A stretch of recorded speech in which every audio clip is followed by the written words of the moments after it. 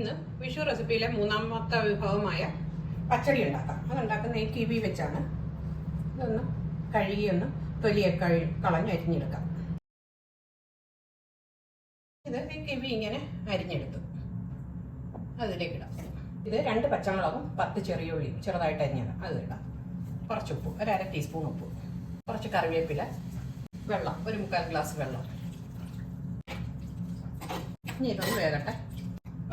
ഒരു മിക്സിയുടെ ജാറിലേക്ക് 1/2 കപ്പ് തേങ്ങ, 1/4 ടീസ്പൂൺ ജീരകം, 1/4 ടീസ്പൂൺ കടുക്, ഇതൊന്ന് വെള്ളം ഒഴിച്ച് നന്നായിട്ട് അരച്ചെടുക്കാം. ഇത് വെന്ത് പറ്റിയിട്ടുണ്ട്. ഇതിലേക്ക് ഈ അരപ്പ് ചേർക്കാം. ഇത് പച്ചമണം ഒന്ന് മാറുന്നവരെ ഒന്ന് നന്നായിട്ട് ചൂടാവട്ടെ.